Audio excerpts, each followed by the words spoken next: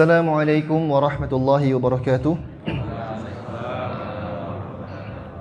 Innal hamdalillah nahmaduhu wa nasta'inuhu wa nastahdihi wa natubu ilaih wa na'udzu billahi min syururi anfusina wa min sayyiati a'malina. May yahdihillahu fala mudilla lahu wa may yudlil fala hadiya lahu.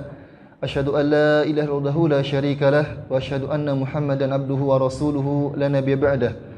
Allahumma salli wa sallim wa barik ala nabiyyina Muhammad wa ala alihi wa sahbihi wa man tabi'ahum ila yaumil qiyamah.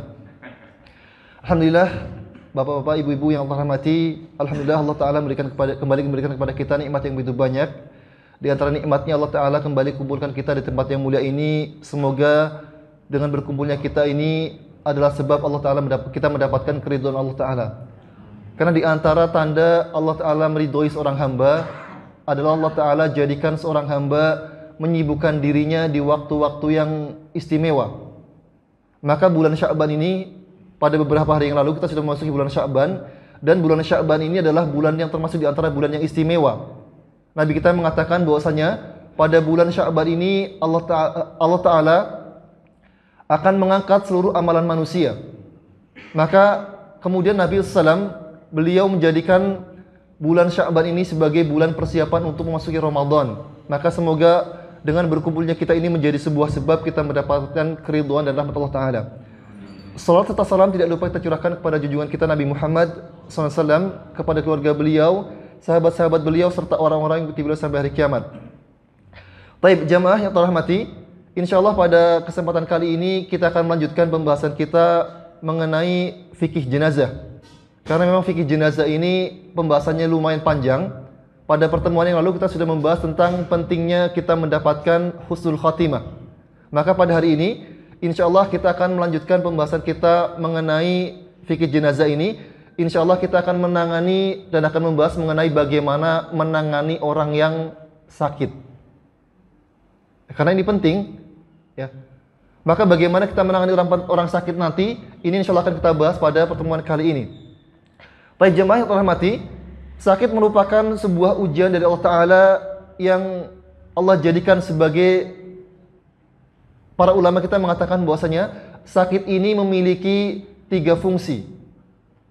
Jadi ketika seorang hamba sakit, ini Allah Ta'ala akan ambil darinya 3 perkara. Allah Ta'ala akan berikan kepadanya 3 perkara. Yang pertama adalah Allah Ta'ala akan membersihkan hamba tersebut dari dosa-dosanya. Maka ketika kita orang tua, orang yang sudah sepuh lanjut usia kok sakit-sakitan, maka ini yang pertama adalah Allah Ta'ala ingin agar dosa-dosa yang kita lakukan di masa muda dahulu, ini Allah bersihkan. Karena Allah Ta'ala, ya, mungkin kita tidak tahu dari mana saking banyaknya dosa-dosa ini, kemudian ketika Allah Ta'ala ingin menemui kita, karena Allah Ta'ala mencintai kita, maka Allah Ta'ala akan bersihkan kita dari dosa-dosa kita. Maka ketika kita sakit, kok saya sering sakit, kok saya sakitnya nggak sembuh-sembuh, maka ini adalah sebuah bentuk kasih sayang Allah kepada seorang hamba. Allah tidak ingin melihat hambanya kotor ketika menemuinya. Allah tidak ingin melihat hambanya dalam kondisi kotor. Sebagaimana seorang ayah, sebagaimana seorang ibu, ya, ketika melihat anaknya kotor, maka apa yang akan dilakukan oleh seorang orang tua? Maka dia akan membersihkan anaknya. Maka begitu juga ketika Allah Ta'ala ingin melihat seorang hamba, ya, ketika melihat seorang hamba ingin bertemu dengannya, maka Allah tidak ingin melihat seorang hamba ini dalam kondisi kotor. Maka Allah Ta'ala bersihkan dia dari dosa-dosa masa lalunya. Ini fungsi sakit yang pertama. Kemudian yang kedua, di antara fungsi sakit adalah untuk menambahkan kebaikan seorang hamba. Dalam sebuah hadis Nabi kita mengatakan, innallaha la yaktubu li 'abdin darajatan. Sesungguhnya Allah Ta'ala telah menuliskan untuk seorang hamba sebuah derajat, sebuah tingkatan yang tinggi. Fala yasidhu bi amalihi. Namun Allah Ta'ala melihat amalan hamba ini ternyata tidak banyak. Solatnya biasa saja. Solatnya jarang solat sunnah, jarang puasa sunnah, jarang berzikir.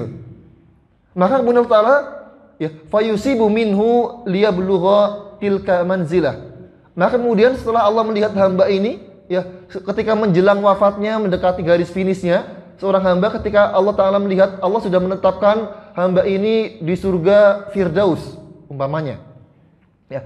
Namun kemudian, ya, ternyata ketika Allah Ta'ala melihat amalan hamba ini ternyata sangat sedikit. Kalau dilihat-lihat kayaknya nggak sampai amalan ini untuk menyampaikan dia kepada tingkatan surga Firdaus. Maka akhirnya Allah Ta'ala kemudian jadikan hamba ini sakit. Allah timpakan kepadanya musibah. Jadi Allah Ta'ala ketika ingin menaikkan derajat seorang hamba, ini Allah Ta'ala akan jadikan ia sakit. Maka kita jangan suudzon dengan saudara kita. Ketika ada orang sakit, wah berarti ini banyak dosanya. Ini dahulu kayaknya pas masih muda banyak dosanya ini. Makanya sekarang pas tua sakit-sakitan terus. Bukan seperti ini. Jadi sakit ini kadang Allah ingin membersihkan seorang hamba dari dosa. Yang kedua, Allah Ta'ala ingin menambah kebaikannya. Karena Allah Ta'ala sudah mencatatkan untuk dirinya di Lauhul Mahfuz bahwasanya orang ini nanti ketika masuk surga yang tinggi. Namun ketika dilihat amalannya ternyata belum banyak, Allah Ta'ala jadikan dia tertimpa dengan penyakit.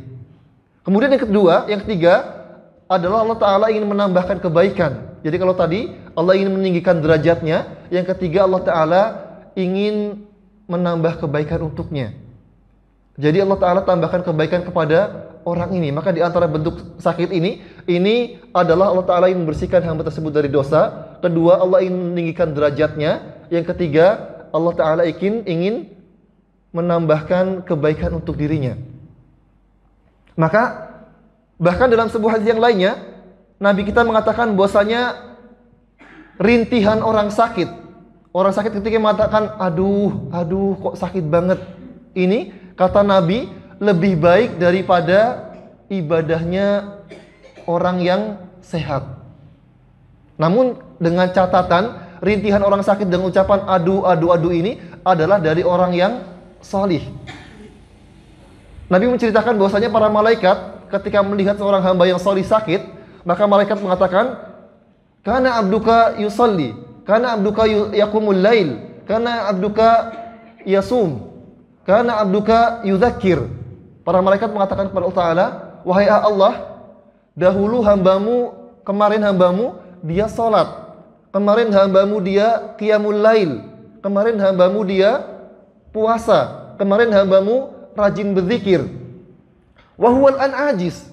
Dan malaikat mengatakan, sekarang hambamu ini Allah, dia dalam kondisi tidak mampu sholat malam, tidak mampu berpuasa, tidak mampu berzikir. Sekarang dia lemah. Maka Allah mengatakan, ya, aninuhu fi maradihi khair min sauti dzakir wal abid. Allah mengatakan bahwasanya suara rintihannya, suara aduh-aduhnya ini, kata Allah Ta'ala, ini lebih baik daripada zikirnya orang yang berzikir dan ibadahnya orang yang beribadah. Jadi sakit ini adalah sebuah ujian yang tujuannya adalah untuk meninggikan derajat seorang mukmin. Ini kalau dia adalah orang mukmin. Namun jika sekarang ujian ini ditimpakan oleh Allah Ta'ala kepada orang kafir, maka ini adalah sebuah azab. Jadi dilihat siapa yang terkena penyakit. Kalau yang terkena penyakit adalah orang mukmin, maka ini memiliki 3 fungsi. Yang pertama tadi membersihkan dosa, kedua meninggikan derajatnya, dan yang ketiga menambahkan kebaikan bagi orang tersebut. Maka dalam kondisi sakit ini, seorang mukmin harus bersabar. Seorang mukmin tidak boleh putus asa. Tidak boleh mengatakan, saya sakit stroke sudah lama kok nggak sembuh-sembuh. Saya sakit kok sudah lama nggak hilang-hilang. Saya sudah sakit lama, lebih baik saya mati. Nggak seperti ini. Ya, seorang mukmin ketika ditimpakan dengan sakit, maka dia harus bersabar. Diriwayatkan dalam sebuah hadis bahwasanya suatu ketika ada seorang wanita negro, seorang wanita hitam yang mendatangi Rasulullah SAW. Kemudian wanita ini mengatakan kepada Rasulullah, "Ya Rasulullah, saya terkena penyakit epilepsi. Saya terkena penyakit ayan. Tolong doakan saya. Engkau seorang nabi, engkau memiliki doa yang mustajab. Maka tolong doakan kepada Allah Ta'ala agar Allah menyembuhkan penyakit saya." Nah kemudian Nabi mengatakan, "Saya berikan kepada Anda 2 pilihan. Saya doakan engkau kesembuhan, atau engkau bersabar dan Allah Ta'ala akan memberikan kepadamu surga." Maka akhirnya wanita ini mengatakan bahwasanya, "Ya Rasulullah, asbir ala ma asabani." Ya Rasulullah, saya bersabar dengan apa yang Allah ujikan kepada saya. Saya bersabar dengan apa yang Allah timpakan kepada saya. Maka akhirnya kemudian, namun saya tetap minta doa kepada Anda ya Rasulullah. Maka kemudian Nabi bertanya, apa yang doa apa yang ingin saya doakan? Wanita ini mengatakan, saya kalau sedang kumat, saya epilepsi, saya kalau sedang kumat, maka biasanya aurat saya tersingkap. Maka doakan kepada Allah Ta'ala agar ketika ayanku kambuh ini, Allah tidak menampakkan auratku kepada orang lain. Akhirnya kemudian wanita ini bersabar atas penyakitnya ini, dan ketika kambuh, akhirnya tidak pernah tersingkap lagi auratnya. Maka seorang mukmin, ya, hendaknya ketika ditimpa dengan sebuah ujian sakit, ditimpa dengan sebuah musibah, tidak boleh berharap kematian. Namun boleh nggak Ustadz kalau saya meminta kematian dengan kematian yang indah? Boleh. Ya, kalau sudah, ya, atau Nabi mengatakan kalau kalian sudah merasa tidak kuat dengan penyakit kalian, Nabi kita mengatakan, la yatayamanna ahadukumul maut. Janganlah salah seorang di antara kalian mengharapkan kematian. Fa in kana la budda min mutamanniyan, kalau seandainya dia harus berharap kematian, faqul, hendaklah dia berdoa, Allahumma ahyini in kanal hayyu khairan li. Maka hendaknya orang yang ditimpa sakit ini, dia mengucapkan, ya Allah, jika kehidupan adalah yang terbaik untukku, maka panjangkanlah hidupku. Wa in kana al-wafat khairan li fatawaffani. Maka jika kematian lebih indah dan lebih baik bagiku, maka wafatkanlah diriku. Ini kalau sudah tidak kuat lagi. Namun hendaknya seorang mukmin dia bersabar dengan musibah yang menimpanya. Ya. Baik. Karena sebuah sakit ini adalah sebuah ujian, ya, maka tentunya ada anggota keluarganya nanti yang akan merawatnya. Ya, maka merawat orang sakit ini adalah termasuk di antara ibadah yang sangat agung, termasuk di antara ibadah yang sangat besar pahalanya. Maka semakin besar, semakin dekat kekerabatan hubungan antara orang yang sakit dengan yang merawat, maka semakin besar pula pahala yang akan didapatkan oleh orang yang merawatnya. Ya. Apa yang menunjukkan pahala besar ini? Ya, Nabi kita mengatakan bahwasanya orang yang menengok, orang yang menjenguk orang sakit, ya, yang tidak ada hubungan keluarganya, tidak ada hubungan kekeluargaan, bagi orang yang menjenguk orang sakit, Allah janjikan dengan pahala yang sangat besar. Dalam sebuah hadis dari sahabat Thauban, Nabi kita mengatakan, man ahda maridhan wa lam yazal fi khirfatil jannah. Qila ya Rasulullah wa ma khirfatul jannah? Qala janaha. Nabi kita mengatakan bahwasanya barang siapa yang menjenguk orang sakit, maka dia senantiasa berada dalam pepohonan surga. Maka para sahabat bertanya, wa ma khirfatul jannah ya Rasulullah? Apa itu pepohonan surga ya Rasulullah? Maka Nabi mengatakan janaha, yaitu orang tersebut memetik dan memanen dari pohon-pohon surga. Artinya orang ini senantiasa dia dalam kebaikan sampai dia kembali kepada rumahnya. Jadi orang yang menjenguk orang sakit, ini pahalanya sangat banyak sekali. Dia seolah-olah dibebaskan oleh Allah Ta'ala untuk memetik buah-buahan dari surga. Kalau kita rekreasi ke Taman Mekarsari, boleh metik buah nggak Pak? Boleh. Tapi hanya dimakan di tempat. Kalau dibawa pulang, boleh tapi berbayar. Maka orang yang sakit, orang yang menjenguk orang sakit ini, Allah janjikan baginya pahala yang sangat banyak sekali. Dia boleh memanen buah mana saja di dalam surga. Dan dalam hadis yang lainnya, Nabi mengatakan barang siapa yang menjenguk orang sakit ketika pagi hari, maka dia keluar bersamanya 70.000 malaikat yang memohonkan ampun kepadanya sampai waktu sore.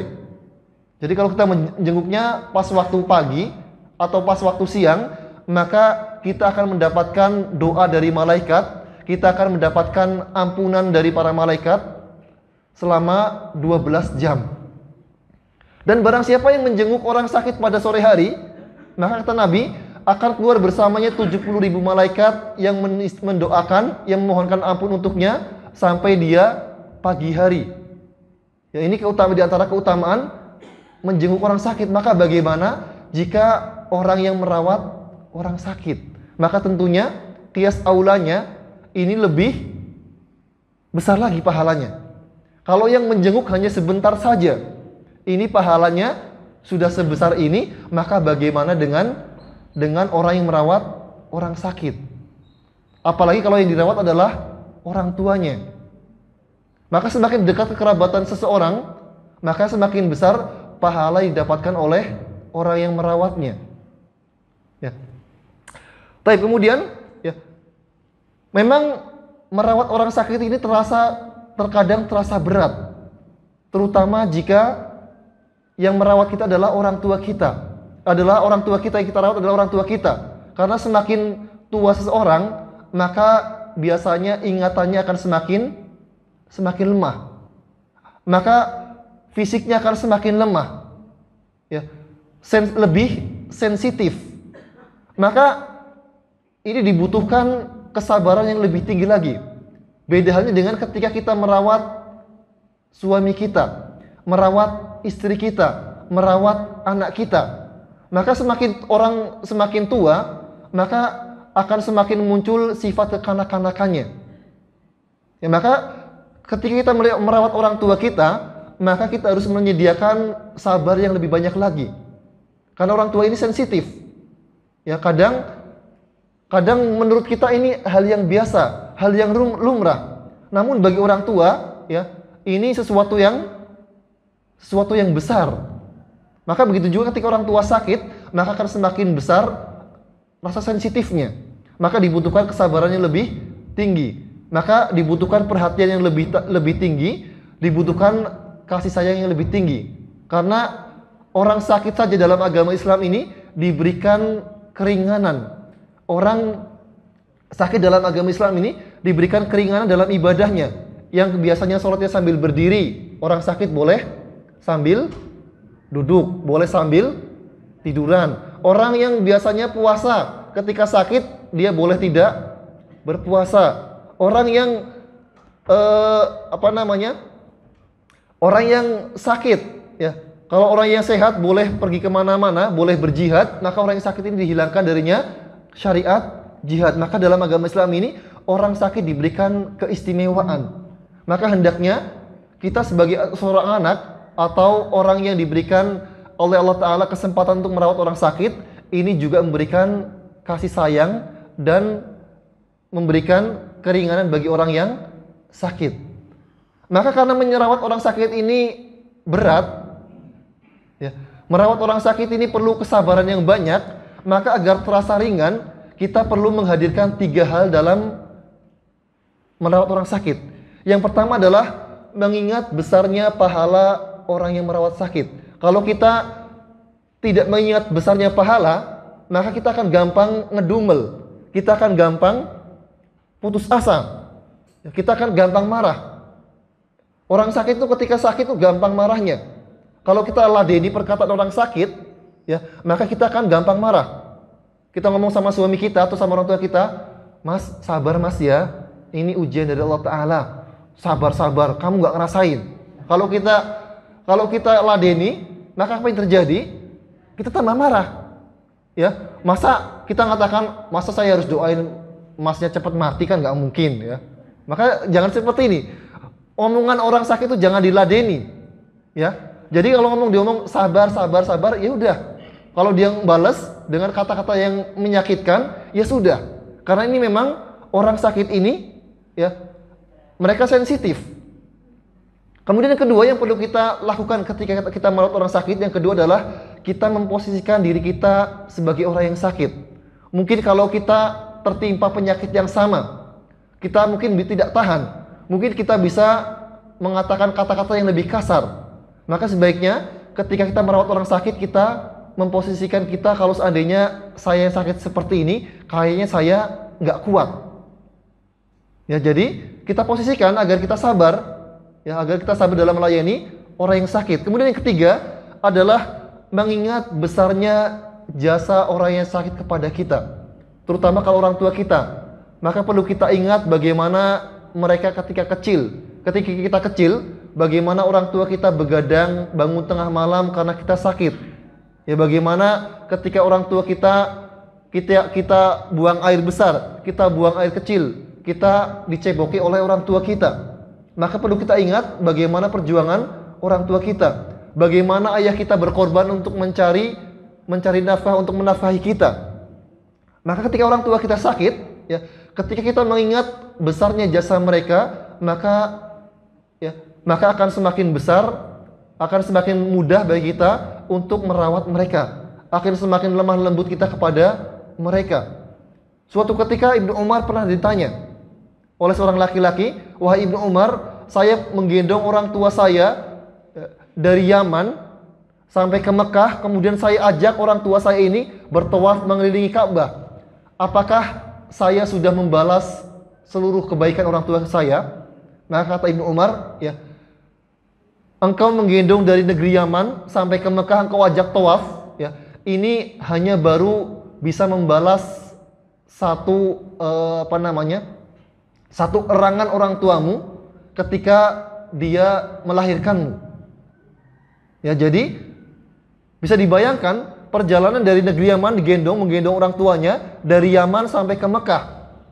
Ya, kalau Mas Hardo, Mas kira-kira kuat nggak Mas? Saya suruh minta gendong orang tuanya dari sini sampai ke MM. Kuat nggak Mas? Nah, ini dari negeri Yaman, kita bayangkan ratusan kilometer, mungkin bahkan ribuan, ya, 1000 kilometer lebih dari Yaman sampai ke Mekah digendong. Ini melewati padang pasir.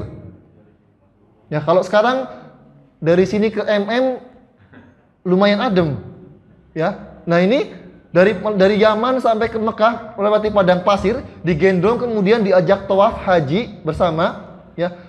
Ditanyakan apakah saya sudah membalas kebaikan orang tua saya? Maka Ibnu Umar mengatakan, ya, bahwasanya kebaikan yang kamu lakukan ini ternyata belum bisa mencukupi, hanya baru mencukupi satu erangan, satu ngedenya orang tua ketika dia melahirkanmu. Jadi mungkin kebaikan-kebaikan kita, ya, karena apa? Karena ketika anak merawat orang tua, ya, dia berharap orang tuanya cepat. Bukan saya ngomong, ya. Jadi ketika seorang anak merawat orang tuanya yang sakit, ini dia mengharapkan orang tuanya cepat sembuh, ya. Sembuh dalam artian, ya. Adapun orang tua, ya, ketika melihat anaknya sakit, maka dia berharap agar anaknya bisa hidup terus. Adapun seorang anak ketika orang tuanya sudah stroke, nggak mungkin sembuh ini kayaknya, maka dia berharap cepat mati, ya. Ini seorang anak, bedanya seorang anak dengan orang tua. Maka di sini, ya, kebaikan-kebaikan yang kita lakukan ketika merawat orang tua ini belum ada apa-apanya dibandingkan dengan orang tua, kebaikan orang tua kepada anaknya. Maka kita harus menghadirkan bagaimana besarnya jasa orang tua kita kepada kita. Ya. Tapi kemudian, ya, kita lanjutkan ke pembahasan mengenai adab terhadap orang sakit. Ya, kalau tadi, ya, kita sebagai orang yang dijenguk, sebagai orang yang sakit, ya, kita posisi sebagai orang yang sakit harus bersabar. Kemudian orang yang menjenguk, ya, ada orang yang memang dia punya kewajiban untuk merawat orang sakit. Nah, sekarang bagaimana adab terhadap orang yang sakit? Kita sebagai sesama muslim, maka apa harus kita lakukan ketika kita mendengarkan bahwasanya ada saudara kita yang sakit? Maka di antara adab terhadap orang yang sakit adalah, yang pertama adalah menjenguknya. Maka menjenguk kepada seorang muslim yang sakit ini termasuk kewajiban seorang mukmin kepada yang lainnya. Ya, sebagaimana sabda Nabi SAW dalam hadis yang diriwayatkan sahabat Abu Hurairah, Nabi kita mengatakan, ya, bahwasanya hakul muslim 'alal muslim khamsun. Hak seorang muslim kepada muslim yang lainnya ada 5. Dan dalam riwayat yang lainnya Nabi mengatakan hakul muslim 'alal muslim situn, ada 6. Yang pertama adalah raddus salam. Yang pertama adalah menjawab salamnya. Maka jika seorang muslim bertemu dengan seorang muslim, maka disunahkan untuk mengucapkan salam kepadanya. Ya, jadi memulai dengan salam, assalamualaikum di jalan, bukan selamat pagi Pak, apa kabar? Ya, tapi dengan assalamualaikum. Ini seorang muslim. Jadi kalau jamaah Masjid Muttaqin bertemu dengan jamaah Masjid Muttaqin, jangan mengucapkan mau kemana Pak? Pagi, tapi ucapkanlah assalamualaikum. Ya. Kemudian adabnya ketika orang sedang berjalan melewati orang yang sedang duduk, maka yang mengucapkan salam adalah orang yang berjalan. Kalau orang yang sedang berkendara melewati orang yang berjalan atau seorang yang duduk, yang mengucapkan salam adalah orang yang berkendara. Jadi, dan yang paling utama, yang paling baik adalah orang yang memulai salam. Jadi umpamanya Pak Haji Makmun ketemu dengan Mas Budi, maka ketika Mas Budi mengucapkan salam terlebih dahulu kepada Pak Haji Makmun, maka yang paling mendapatkan pahala paling besar adalah yang pertama kali mengucapkan salam. Ini kewajiban seorang muslim kepada yang lainnya. Kemudian yang kedua adalah wa iyadatul marid. Yang kedua adalah menjenguknya ketika sakit. Kemudian wattibaul janaiz, dan mengikuti jenazahnya. Ketika ada saudara kita yang meninggal, ini disunahkan agar kita mengikuti jenazahnya. Nabi kita mengatakan bahwasanya man shalla 'alal janazah falahu qirat. Barang siapa yang mensolati jenazah, maka dia mendapatkan pahala 1 qirat. 1 qirat itu berapa? 1 qirat itu dikatakan oleh Nabi SAW sebesar gunung Uhud. Udah pernah ke sana, Pak? Udah pernah lihat gunung Uhud? Belum. Nanti insya Allah kalau bapak-bapak atau ibu-ibu berangkat umroh, nanti insya Allah bisa melihat gunung Uhud ya, insya Allah ya. Semoga semua yang hadir di sini bisa diberikan kesempatan Allah Ta'ala untuk melaksanakan haji atau umroh insya Allah ya.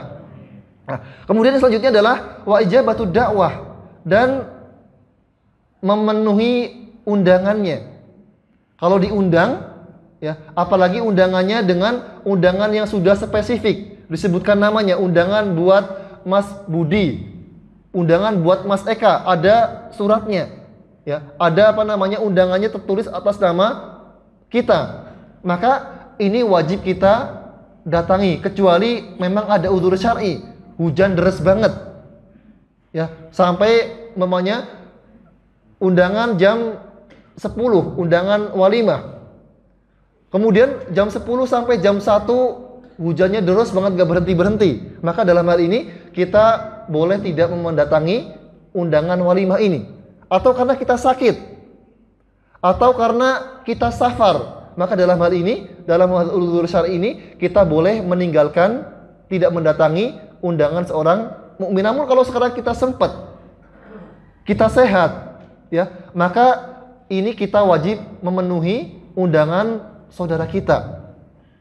Masalah ngamplop atau enggak ngamplop itu perkara lain, ya. Jadi yang wajib adalah kita mendatangi undangan kita, undangan seorang mukmin. Adapun masalah ngamplop enggak ngamplop itu perkara lain, atau bawa amplop yang kosong, ya, enggak masalah. Ya, karena memang kewajiban kita sama muslim adalah mendatangi undangan saudara kita. Bukan yang wajib bukan mengamplop. Ya, karena yang wajib adalah memenuhi undangan seorang muslim. Kemudian yang selanjutnya adalah watashmitul atas, dan menjawab atau mendoakan ketika saudara kita bersin. Ketika saudara kita bersin mengucapkan alhamdulillah, maka kita disunahkan untuk membaca yarhamukallah. Ya, kemudian yang keenam adalah ya, jika saudara kita meminta nasihat, maka kita wajib untuk menasihati saudara kita. Maka di sini yang menjadi poin pembahasan kita adalah mengenai iyadatul marid, mengenai menjenguk orang sakit. Maka ini menjadi kewajiban kita sebagai sesama muslim. Kapan kita sebaiknya menjenguk orang sakit? Maka para ulama kita mengatakan bahwasanya disunahkan untuk menjenguk orang sakit adalah ketika pada hari ketiga. Jadi ketika kita mendengar saudara kita sakit, hari pertama, ini tidak langsung kita tengok. Hari kedua tidak. Hari ketiga ketika belum sembuh, ini baru kita melakukan menjenguk saudara kita. Atau ketika kita mendengar bahwasanya saudara kita masuk rumah sakit, maka ini juga segera kita tengok, karena kalau orang sudah masuk rumah sakit berarti sakitnya sudah parah, sudah lama. Ya, orang nggak mungkin tiba-tiba sakit langsung masuk rumah sakit. Ini pasti sakitnya sudah lama, cuma mungkin ditahan-tahan, nggak ditampakkan. Ya, jadi kalau sudah mendengar saudara kita masuk rumah sakit, maka ini sebaiknya segera kita jenguk. Ya. Adapun kalau memang masih di rumah, maka sebaiknya dijenguknya pada hari ke-3. Ya, ini sebagaimana yang dilakukan oleh Nabi dan para sahabat. Baik, kemudian kita lanjutkan yang mengenai adab dan sunnah ketika menjenguk orang sakit. Maka sakit ini dibagi menjadi 2 macam. Yang pertama adalah sakit yang belum parah. Ya, yang saya maksudkan dengan belum parah di sini adalah belum datang sakaratul mautnya. Ya, ada orang, Ustadz, ini sudah dirawat di ICU atau di IGD, sudah masuk rumah sakit selama 10 hari, berarti sakitnya sudah parah? Belum. Saya katakan belum parah kalau belum sampai sakaratul maut. Pembahasan kita nanti adalah masalah sakaratul maut. Maka orang yang sakitnya sudah parah adalah orang yang hampir meninggal. Ya, maka di sini orang yang jika yang kita jenguk adalah orang yang sakitnya belum parah atau belum sampai sakaratul maut, maka ada adab-adabnya, ada sunnahnya. Bukan kita mendatangi orang, menjenguk orang sakit bukan hanya datang kemudian duduk ajak ngobrol, enggak. Namun di sini ada sunnah-sunnah yang perlu kita lakukan ketika menjenguk orang sakit. Maka yang pertama adalah ketika menjenguk orang sakit, ya, yang pertama adalah duduk di sebelah kanan orang sakit. Ya, yang pertama adalah duduk di sebelah kanannya. Ustadz, kalau sekarang yang jenguk orangnya banyak, gimana Ustadz, gak kebagian sebelah kanan? Ya sudah, duduk di sebelah kirinya. Jadi kalau bisa duduk di sebelah kanan, bagian kanan orang yang sakit. Kemudian sunnah yang kedua adalah kalau bisa berwudu, maka berwudu. Ya, ketika menjenguk orang sakit, ketika kita bisa berwudu, maka berwudulah. Kemudian kita perciki dengan air wudu kita orang yang sakit tadi. Hah? Ini sunnah ya. Ini sunnahnya. Maka nanti pas mercikinya ini bagi orang yang sudah tahu, jangan orang yang belum tahu ya. Teman kantor belum tahu kemudian sakit diperciki seperti ini, ada nanti malah berantem. Ya, jadi ini dilakukan kepada orang yang sudah tahu. Jadi ini sunnah ya. Ini sunnah Nabi. Nabi SAW ketika beliau menjenguk sahabat Jabir, ketika itu sahabat Jabir sakit parah, sakit keras. Maka kemudian Nabi dan sahabat Abu Bakar, beliau menjenguk sahabat Jabir. Maka Nabi berwudu, kemudian Nabi memerciki badan Jabir ini dengan air wudunya, karena air wudu ini mengandung keberkahan. Maka di antara sunnahnya adalah ketika saudara kita sakit, kita perciki dengan sisa air wudu yang ada dalam tubuh kita, karena air ini mengandung keberkahan. Ya, atau kalau memang tidak mau diperciki, dengan diusapkan dari kepalanya, disentuh, ya, menyentuh kepalanya, diusap, kemudian diusapkan ke wajahnya, kemudian ke dadanya, ke tangannya. Ini diantara sunnah ketika menjenguk orang sakit. Ya, jadi disunahkan agar menyentuh kepalanya dengan air wudu tadi, kemudian diusapkan ke wajahnya, ke dadanya, kemudian ke tangannya. Bahkan sahabat Jabir mengatakan bahwasanya, ya, saya masih merasakan hangatnya tangan Rasulullah SAW, ya, ketika beliau menyentuh anggota badan saya meskipun Nabi sudah wafat. Jadi ini termasuk di antara sunnah, ya. Namun sekarang ini hanya dilakukan kepada orang yang sudah tahu saja. Kalau belum tahu jangan dikerjakan, takut nanti berantem. Ustadz, sekarang kalau yang jenguk banyak, apakah harus memperciki semuanya? Hah? Gak usah ya. Kalau yang menjenguk banyak, maka yang memerciki cukup perwakilan, 1 atau 2 orang saja. Jangan semuanya. Nanti malah jadi bahasa semuanya ya, marah nanti yang sakit nanti. Jadi cukup dengan perwakilan saja. Kemudian yang selanjutnya adalah membacakan doa. Ya, setelah diperciki dengan air tadi, maka dibacakan dengan doa, Allahumma ya as'alullahal azim rabbal arsyil azim an yashfiyaka, sebanyak 7 kali. Ya, jadi doanya adalah as'alullahal azim rabbal arsyil azim an yashfiyaka. Ini dibaca sebanyak 7 kali. Kata Nabi, ya, Nabi kita mengatakan, man ada maridun lam yahdur ajaluhu faqala indahu sab'a miraran as'alullahal azim rabbal arsyil azim an yashfiyaka illa afahullahu min dzalikal marad. Tidaklah seorang muslim mengunjungi saudaranya yang dalam sakit yang bukan dia meninggal, ya, kemudian dia membacakan doa sebanyak 7 kali. Doa as'alullahal azim rabbal arsyil azim an yashfiyaka sebanyak 7 kali, kata Nabi, kecuali Allah Ta'ala akan memberikan kesembuhan baginya dari sakit tersebut. Ya, ini dibacakan sebanyak 7 kali. Ya, kemudian sunnah yang selanjutnya adalah membacakan Al-Quran. Ya, jadi ketika menjenguk orang sakit, ini juga disunahkan untuk membacakan Al-Quran. Yang sakit jangan marah kalau dibacakan Al-Quran. Saya belum mau mati kok. Ya, jangan dibacakan Quran dulu. Enggak, ya. Karena memang, ya, kalau yang sakit dibacakan Quran jangan marah, ya, karena ini memang sunnahnya.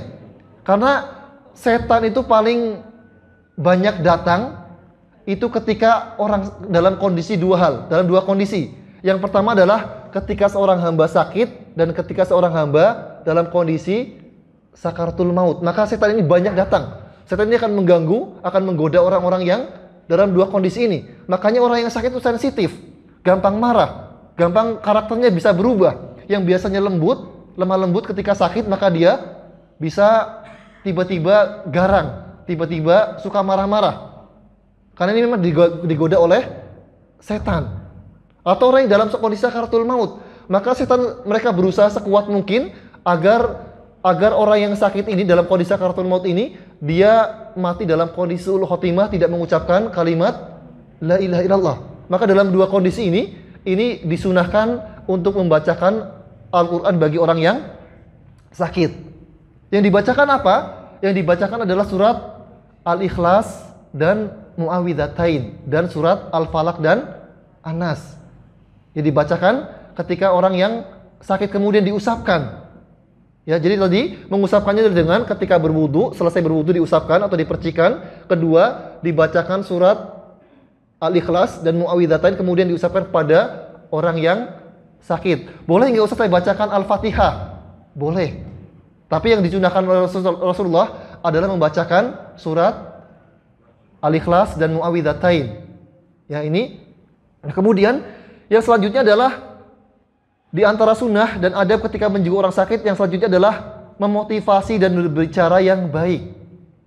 Ya, jadi dimotivasi, oh insya Allah ini nggak apa-apa Pak, insya Allah cepat sembuh, insya Allah ini kemarin jangan ngomong yang buruk-buruk, ya Pak, kemarin teman kantor saya sakit kayak gini, 1 bulan kemudian mati. Ya, jangan seperti ini, ya. Tapi ucapkan dengan ucapan yang baik. Kalau bisa memotivasi, oh insya Allah ini kemarin di sana insya Allah setelah minum obat ini sembuh. Ya, insya Allah setelah dirawat insya Allah sembuh. Jadi ucapkan dengan ucapan yang baik. Jangan bertanya-tanya, jangan kebanyakan nanya. Ya, Pak, ini kayaknya kamarnya VIP Pak ya. Ini semalamnya berapa Pak? 1 juta. Wah, sudah 15 hari berarti lumayan ya. 15 juta ini. Belum obat-obatnya. Ya, berarti nanti sakitnya malah tambah parah lagi ya. Jadi nggak usah banyak nanya-nanya. Cukup dengan doakan, kemudian bacakan Al-Quran. Nggak usah nanya-nanya hal-hal yang tidak perlu ditanyakan. Ya, jadi cukup dengan pertanyaan dengan yang baik-baik saja. Kemudian yang keenam adalah, ya, makanya di antara doa, ya, di antara doa ketika menjenguk orang sakit adalah dengan doa yang baik. La ba'sa tohurun insyaallah. Jadi ketika Nabi menjenguk sahabatnya, beliau mengatakan la ba'sa tohurun insyaallah. Tidak mengapa, insyaallah ini menjadi pembersih dosa-dosa Anda. Jadi jangan bertanya yang macam-macam, ya. Jangan bertanya hal-hal yang memberatkan orang yang sakit. Ya, jadi cukup dengan doakan yang baik-baik. Kemudian selanjutnya adalah tidak berlama-lama. Jadi sebaiknya tidak berlama-lama ketika menjenguk orang sakit. Menjenguk orang sakit malah diajak ngobrol sampai berjam-jam. Ini nggak baik, ya. Orang sakit itu butuh istirahat. Jadi kalau ada menjenguk orang sakit ini, usahakan jangan lama-lama. Seperempat jam, 15 atau setengah jam, insya Allah sudah cukup. Ya, kemudian selanjutnya adalah memberikan nasihat dan mengingatkan dengan kematian, dengan taubat. Ya, jadi agar ketika orang yang sakit ini agar diingatkan dengan nasihat, diberikan nasihat yang baik dan juga diingatkan agar bertaubat. Nabi kita mengatakan, "Aktsiru min dzikri hadhimil ladzat." Perbanyaklah mengingat kematian. Maka orang ketika diingatkan dengan kematian, ya diingatkan dengan hal-hal yang baik, maka ini akan menjadikan orang tersebut termotivasi untuk melakukan banyak kebaikan. Ini diantara adab dan sunnah dalam menjenguk orang sakit. Ya. Kemudian kita lanjutkan mengenai adab. Ya, tadi ini kalau orang sakitnya adalah sakit yang belum parah, sakit yang belum sampai kepada sakaratul maut. Nah sekarang kita lanjutkan kepada pembahasan mengenai adab mengurus orang yang sakit parah, orang yang dalam kondisi sakaratul maut. Ini penting, ya. Ini penting, jangan sampai kemudian kita menghadapi orang sakaratul maut malah ditinggal pergi. Jangan, ya. Maka sakaratul maut ini semua orang akan mengalami yang namanya sakaratul maut. Baik dia dalam kondisi sakit atau dalam kondisi mati mendadak, semua orang akan mengalami sakaratul maut. Maka orang yang tertabrak mobil, tertabrak kemudian kelindes truk umpamanya, ya, maka dia juga mengalami sakaratul maut. Orang yang mati kena bom, ini juga mereka mengalami sakaratul maut. Namun orang-orang yang kita sebagai manusia ini tidak bisa melihat proses sakaratul maut mereka. Namun semua orang akan mengalami sakaratul maut. Ya sebagaimana kalau kita tindihan, orang yang di samping kita nggak tahu kita sedang dalam kondisi tindihan. Orang yang tindihan itu kan rasanya apa, Pak? Berat, ya, mau ngapa-ngapain gerak nggak bisa, mau ngomong nggak bisa. Ini dialami orang yang tindihan. Namun orang yang di sebelahnya ini nggak tahu kalau kita sedang dalam kondisi tindihan. Orang yang di sebelahnya baru tahu bahwasanya kita tindihan ini kalau kita cerita sama dia. Kalau nggak cerita maka orang sebelah kita nggak tahu. Maka begitu juga orang yang sakaratul maut dalam kondisi tadi kena bom atau tertabrak mobil, ini juga mereka tidak mengetahui, kita tidak mengetahui bahwasanya mereka mengalami sakaratul maut. Namun yang jelas bahwasanya semua orang akan mengalami sakaratul maut.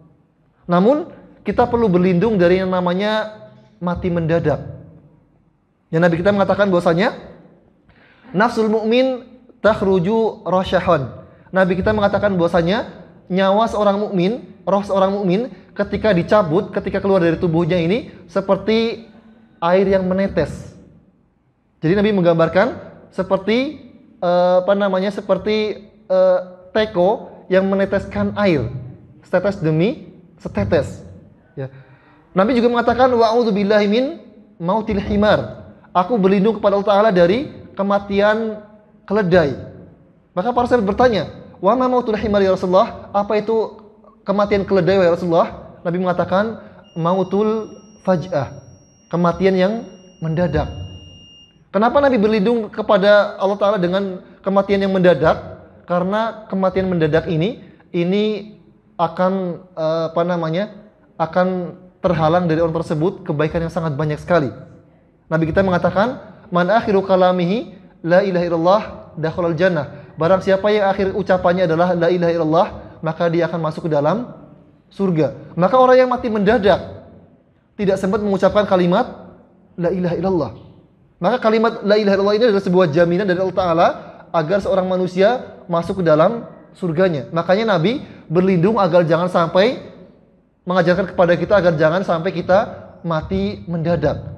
Jadi minta sama Allah Ta'ala agar dimatikan dalam kondisi husnul khotimah dan jangan dimatikan dalam kondisi mati mendadak. Ini boleh. Kita minta sama Allah agar diwafatkan dalam kondisi husnul khotimah dan jangan dimatikan dalam kondisi mati mendadak. Ini boleh. Ya. Nah kemudian Kadang kita melihat bahwasanya saudara kita ada yang ketika ketika sakaratul maut prosesnya panjang. Ya. Panjangnya dan pendeknya sakaratul maut ini bukan tanda su'ul khotimah. Ini kembali kepada Allah Ta'ala. Allah mungkin ingin meninggikan derajat orang tersebut. Allah mungkin ingin mengampuni dosa orang tersebut sebagaimana orang yang sakit tadi. Namun sebuah proses sakaratul maut ini panjangnya bisa dipengaruhi oleh beberapa hal. Yang pertama adalah mungkin karena kesyirikan. Orang yang punya jimat, orang yang punya khodam, ini biasanya kalau dia dalam kondisi sakaratul maut, maka sakaratul mautnya lebih lama daripada orang yang bertauhid.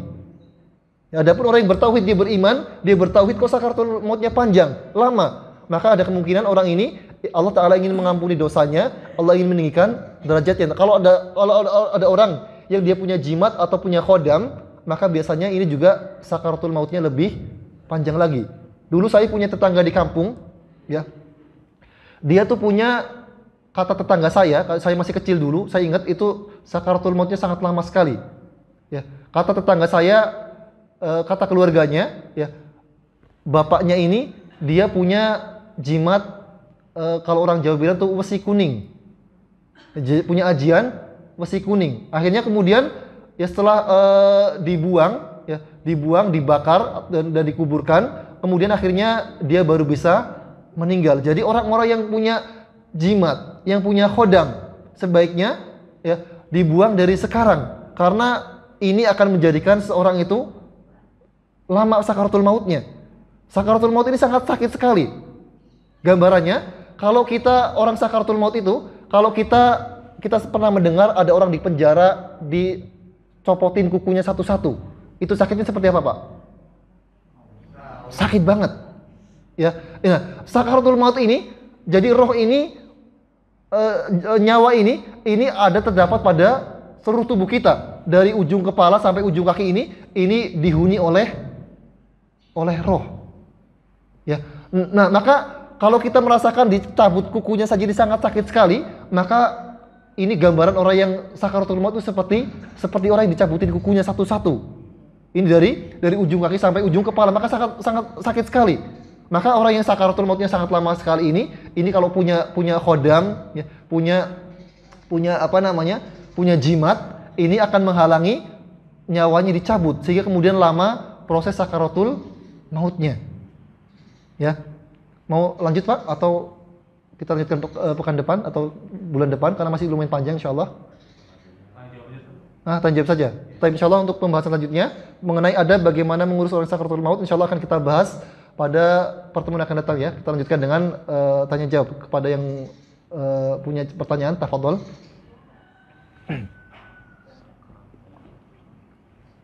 Paham semua berarti insyaallah nih. Ada pertanyaan?